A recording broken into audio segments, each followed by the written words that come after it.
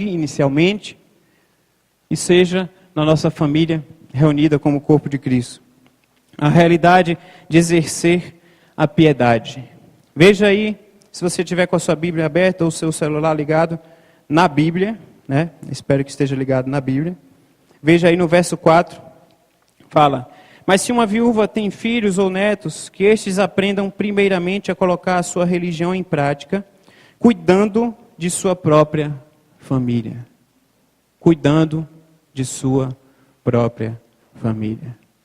Quantas pessoas, quantos pais, quantos filhos são abandonados ainda em vida?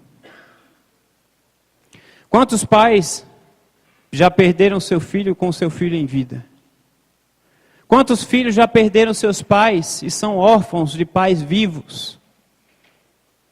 Porque a gente às vezes não consegue, na realidade da nossa família, exercer a piedade, exercer o cuidado para com a sua própria família. E às vezes, semelhante a essa história que foi contada no início da mensagem, a gente vê o irmão fulano, a irmã fulana, numa dedicação exclusiva. E eu brinco que quase que levaram ao pé da letra, né? Habitarei na casa do Senhor por longos dias. Tem gente que vive na igreja. Que você precisar, você pode contar com aquele irmão. Isso é bênção, gente. Não estou falando para você deixar de ser assim, não. Não é essa a central aqui da mensagem. Mas o que eu quero ilustrar aqui é que quantas vezes a gente tem a capacidade de exercer a piedade, de cuidar da família, até do corpo de Cristo. Mas às vezes a gente não tem o cuidado de exercer a piedade com os nossos próximos, com os nossos parentes. Como aqui o versículo 8 fala, com os da sua própria família. A gente quer cuidar de todo mundo, a gente quer salvar o mundo, e a gente não tem a capacidade de cuidar de nós mesmos e nem da nossa família. Talvez você, se você já tenha viajado de avião, você tenha escutado a frase quando 99% das pessoas não estão prestando atenção. Mas o comissário de bordo, ele fala nas ilustrações, em caso de pouso na água, é uma forma de dizer que o avião está caindo, né? Em caso de pouso na água, é uma forma desesperadora, né? Mas quando eles estão relatando lá aquelas instruções, o comissário de bordo fala, em caso de despressurização da cabine, máscaras de oxigênio cairão automaticamente. Se você tiver com alguém que tenha dificuldade, com algum idoso, com alguma criança, primeiro você coloca em você e depois nele. E outro dia eu estava pensando nessa frase, eu falei, que interessante isso. Que interessante isso. E você começa a entender lições do porquê, porque na nossa cultura emotiva, a gente como pai, a gente como mãe, quando a gente ama nosso irmão, nosso parente, a gente quer, às vezes, abraçar o mundo, mas a gente esquece de nós mesmos. Às vezes a gente quer salvar toda a realidade de qualquer família da igreja, mas a gente esquece dos nossos filhos. A gente esquece de dar atenção para os nossos pais.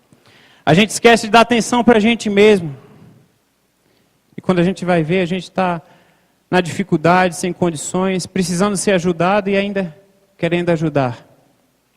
O primeiro desafio aqui para os irmãos é exatamente isso aqui, a gente exercer a piedade na família, a gente exercer a compaixão, a gente se sensibilizar pelo sofrimento das nossas famílias, a gente praticar a misericórdia, praticar a benevolência, a gente ajudar os necessitados na nossa família, a gente ser bondoso, a gente ser amoroso.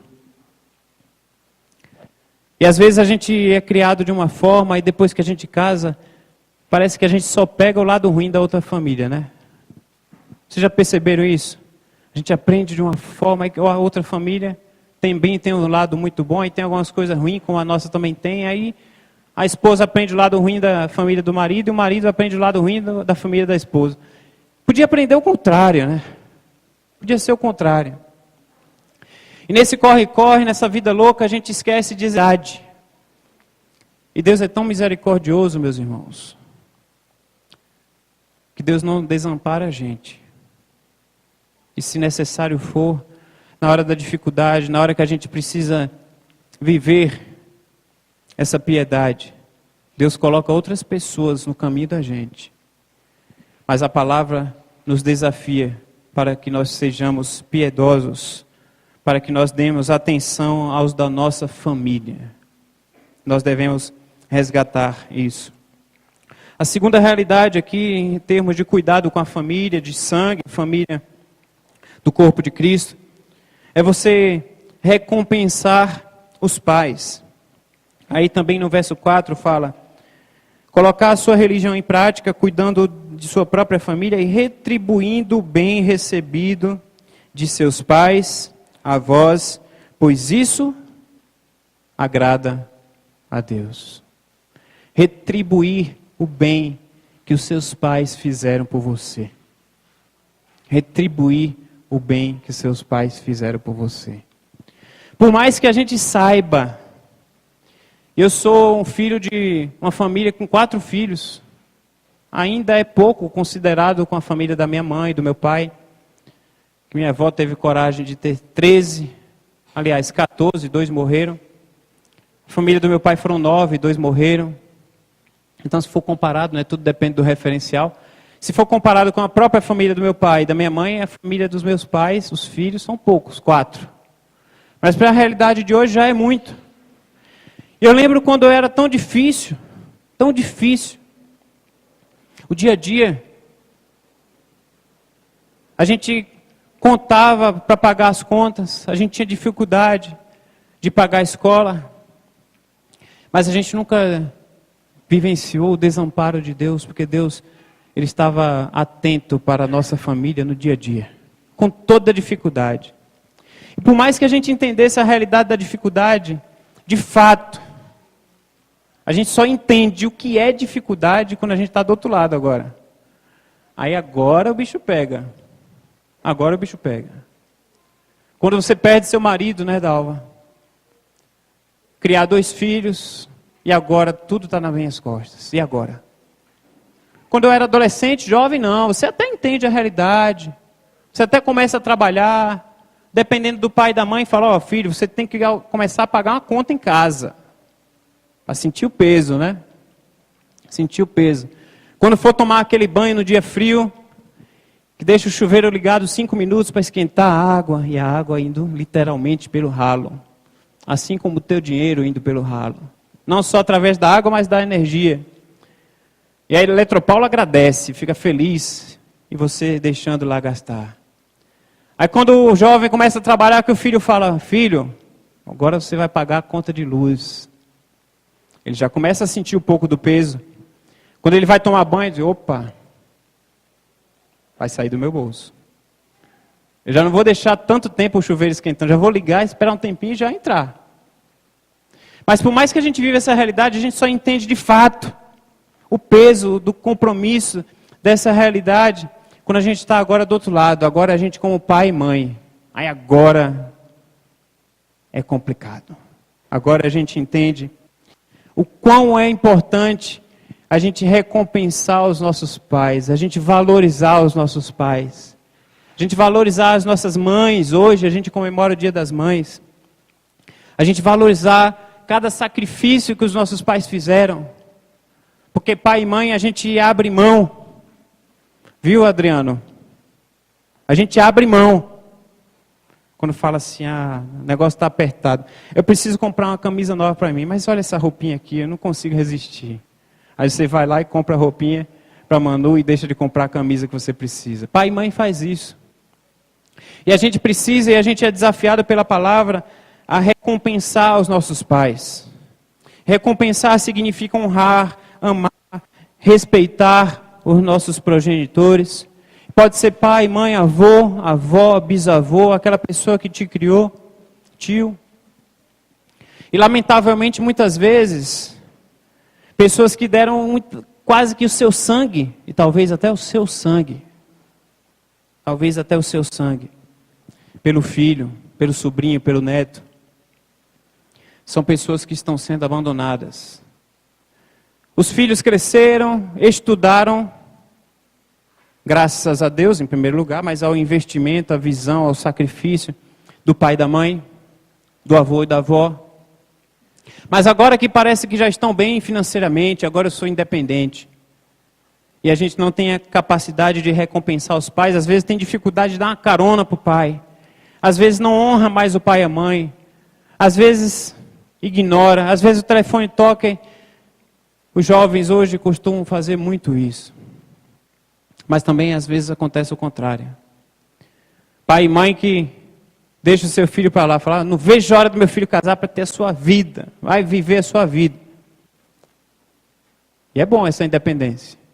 E entenda, não só pai e mãe, mas como filhos casados, entenda que quando você casa, a sua família agora é a sua mulher. Entenda que quando você casa, a sua família agora é o seu marido. Então, pai e mãe, não tem mais que dar pitaco, não. É a sua família, é o seu marido. Mas filhos, nós temos que honrar aos nossos pais. E um dos mandamentos é honra teu pai e tua mãe, para que se prolongue os teus dias aqui na terra. É um mandamento deixado para a gente. E aqui o apóstolo Paulo coloca nessa carta, escrevendo aos crentes, escrevendo e desafiando os crentes. E ele fala dessa realidade, que muitas vezes a gente está esquecendo de recompensar, de valorizar, de honrar os nossos pais. Quem não lembra, por exemplo, da parábola do pródigo, aquele filho que, para a cultura da época, ele desejou que o seu pai morresse em vida, ele chegou e pediu a sua herança, ele foi totalmente na contramão do que a cultura falava para a época. Um filho que com certeza entristeceu o coração do seu pai, que preocupou o seu pai, que tirou noites de sono depois do sumiço dele. Como tem sido a vida de cada um de nós como filhos e a vida de cada um de nós como pais? Será que nós estamos recompensando a nossa família, valorizando, honrando? E essa honra ela tem que ser uma via de mão dupla, porque eu como filho eu honro meu pai, mas meu pai como pai ele honra o filho. É uma questão de respeito e de crescimento mútuo. Você está precisando mudar o teu relacionamento com o teu pai? Você está precisando mudar o teu relacionamento com o teu filho, com a tua filha? Você está precisando mudar o teu relacionamento com o teu irmão, com a tua irmã? Família, nós devemos cuidar da nossa família também, compartilhando a nossa fé. E aí sim vem o verso 8, que nós lemos. Se alguém não cuida dos seus parentes, e especialmente dos de sua própria família, negou a fé, e é pior que um descrente. E é interessante que aqui o apóstolo Paulo ele não está escrevendo exatamente para um descrente, mas ele está escrevendo para os cristãos. Ele está escrevendo uma carta para os cristãos, pessoas que eram conhecedoras da palavra, que sabiam do desafio, sabiam do que era missão de Deus para a vida deles. E o apóstolo Paulo foi lá e falou duro. Se você não cuida dos seus parentes, especialmente dos da tua própria família, você está negando a sua fé. Você está sendo pior que um descrente. Fala, pastor, mas esse versículo é pesado, não é para mim. E a gente esquece, eu quero que você fique atento e entenda que a gente muitas vezes nega a nossa fé quando a gente deixa de cuidar dos nossos parentes. Muitas vezes a gente nega a nossa fé como marido quando a gente trata mal as nossas esposas. A gente nega a nossa fé as esposas quando ignoram, quando humilham os seus maridos. A gente nega a nossa fé como jovens quando a gente não honra, quando a gente não valoriza, quando a gente não reconhece os nossos pais. A gente nega a nossa fé, os pais, quando a gente irrita os nossos filhos. E a palavra também desafia isso para a gente. Quantas e quantas vezes a nossa forma de agir talvez sem a gente perceber, a gente nega a nossa fé. Quantas vezes o nosso exemplo, o nosso testemunho, o nosso dia a dia, a forma da gente agir, a gente nega a nossa fé e a gente se torna muitas vezes pior que um descrente. Aquele marido do início da história da mensagem, que a mulher falou para o filho, vai lá ver se é seu pai mesmo que está naquele caixão, porque não é possível. Não era esse o homem que vivia dentro de casa. Não era esse o homem que demonstrava amor quando ele demonstrava na família da igreja. Não era esse o homem que tratava a filha dentro de casa da mesma forma que abraçava os irmãos e as irmãs na igreja. Não era esse o marido que eu tinha na minha casa. Aquela mulher, podendo inverter a história, aquela mulher que estava no caixão não era a mulher que eu tinha em casa. Aquela mulher que foi elogiada, que era um exemplo, que era cuidadora, que era amorosa. Não era a mulher que eu tinha em casa. Não era assim que ela tratava a mim como marido. Não era assim que ela tratava os filhos. Era uma pessoa rancorosa, uma pessoa amargurada, uma pessoa triste, uma pessoa sombria. E não era aquela irmã que os irmãos da família do corpo de Cristo achavam que ela era. Porque às vezes a gente consegue pensar em uma unidade, em um amor, em um exemplo. Consegue ser até aqui no corpo da família de Cristo. Mas a gente não consegue vivenciar isso no dia a dia, na família dos de sangue. E aqui eu quero desafiar você nessa noite. Lá ele fala, se alguém não cuida dos seus, não cuida dos seus. Aqui eu quero te desafiar a que você se coloque diante de Deus. E você pense a maneira como você tem tratado o seu marido. Você, marido, pense da maneira como você tem tratado a sua mulher. Você, pai, pensa da maneira como você tem tratado o teu filho. Você, filho, pensa da maneira que você tem tratado o teu pai. Porque essa história contada no início da mensagem, ela se torna até uma história engraçada. Mas é uma história que vai ser o final de cada um de nós. E amanhã? Amanhã, aquilo que vão estar falando da gente, no dia que nós formos chamados à presença do Pai. Será que é verdade? Será que vai ser na íntegra aquilo que a gente vivenciava, cuidando dos nossos parentes, cuidando dos da nossa família? Abaixe sua cabeça nesse momento. Quero que você se coloque diante de Deus, que você reflita nesta mensagem, nessa realidade.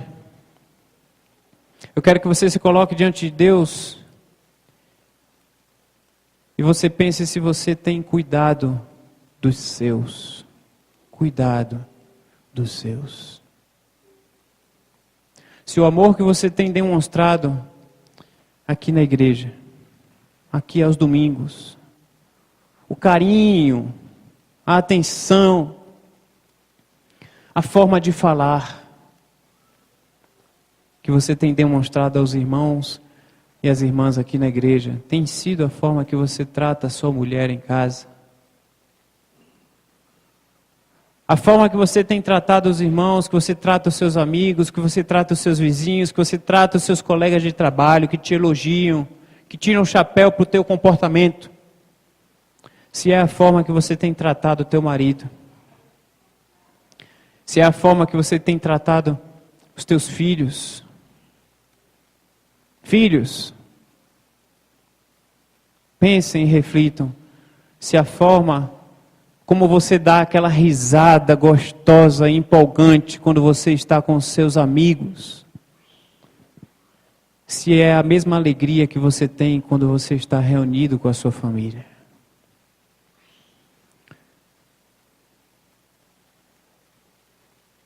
Se é a mesma maneira que você se alegra com os teus amigos, é a maneira que você se alegra em estar com a sua família. Nós estamos vivendo um mundo individualista. Um mundo que a tecnologia ela tem a capacidade de aproximar pessoas que estão distantes. E se o seu filho estiver lá no Japão, você consegue ligar o seu smartphone. E você consegue conversar com o teu filho em voz e imagem. Um pouco atrasado, verdade. Com algumas falhas. Mas você consegue. Mas a mesma tecnologia que consegue aproximar pessoas que estão distantes, infelizmente, ela tem distanciado muitas vezes pessoas que estão tão próximas. A gente consegue dar um bom dia, se alegrar através de uma figurinha pelo WhatsApp. A gente consegue parabenizar o dia do aniversário de um irmão, de um parente, pelo WhatsApp. Mas a gente tem dificuldade de abraçar os da nossa família. Eu quero nesse momento orar pelas famílias, enquanto você se coloca diante de Deus. Se você filho está aí, o seu pai está perto, pai, se você está aí e o filho está perto, marido, se está longe da mulher, eu queria pedir que na medida do possível, você filho, vá para perto da sua mãe. Vá para perto do seu pai. Se você está só, você se junta a outra família e você se aproxima de uma outra família. Então,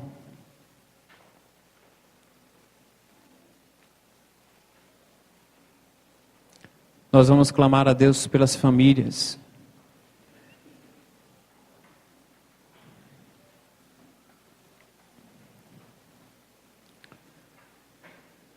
Maria José, senta pertinho aí da irmã Davina. Glorinha, senta pertinho aí da... Aí... Queria que antes da gente orar, você olhasse aqui para mim, prestasse atenção. A gente às vezes quer ter... Você está aí, olha como ficou aconchegante, olha. Digno de uma foto, uma família tão bonita. Às vezes a gente esquece, gente, o valor de uma família. E não sei se você já presenciou uma cena, e o ciclo natural da vida é quando a gente enterra os nossos pais. Este é o ciclo natural das nossas vidas. E mesmo sendo no ciclo natural da vida, quando chega aquele momento, por mais que tenha sido através de uma doença, decorrente de uma doença, se tenha sido um acidente, pior ainda. Mas a gente nunca está preparado para esse momento óbvio nas nossas vidas. Mas esse momento óbvio, lógico, momento que é a certeza que todos nós temos, assim como devemos ter a certeza da vida eterna. Muitas vezes nesses momentos a gente vê filhos cristãos.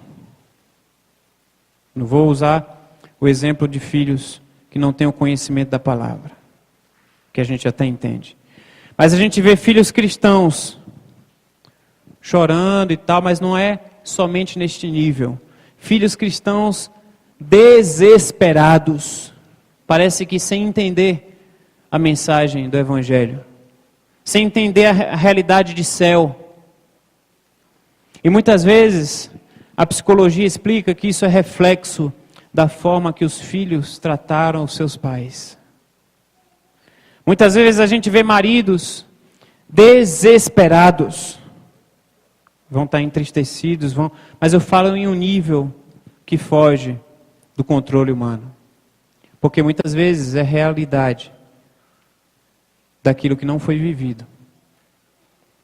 É a realidade do que essa história contada no início da mensagem, infelizmente, pode ser verdade. Então eu vou orar nesse momento pelas famílias. E o meu desejo, a minha oração nesse momento, é que o teu coração esteja quebrantado de tal maneira que você saia daqui desejoso de valorizar mais a tua esposa, com desejo de valorizar mais o teu marido, com desejo de valorizar mais o teu filho, com desejo de valorizar mais a cada dia o teu pai. Porque se a gente não tem a capacidade de cuidar da nossa própria família, a gente nega a nossa fé. E a gente muitas vezes é pior que um descrente. Vamos orar. Baixe sua cabeça. Senhor Deus e Pai amado, misericordioso, ó Deus, incomoda os nossos corações, Senhor.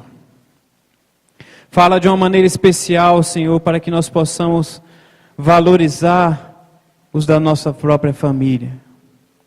Dar atenção, apoiar, ser benevolente, ó Deus, sustentar se necessário, apoiar, demonstrar a nossa fé, testemunhar o nosso dia a dia para a vida de cada um dos nossos parentes, ó Pai. Senhor Pai, com cada família aqui representada nesta noite, ó Deus. Cada família, ó Deus. Em nome de Jesus, que nós possamos mudar os nossos comportamentos. Que aquilo que nós somos diante dos outros que estão nos elogiando, que nós possamos ser de fato praticantes da Tua Palavra dentro dos nossos lares. Que haja quebrantamento aqui nesta noite, Senhor. Que haja liberação de perdão, em nome de Jesus, Senhor.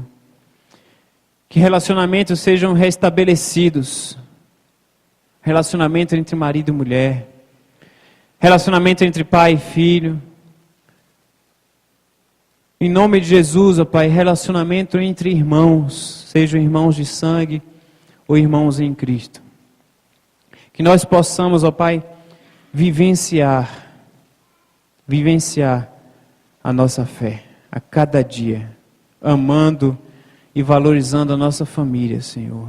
Ser com cada família aqui nesta noite representada, Senhor.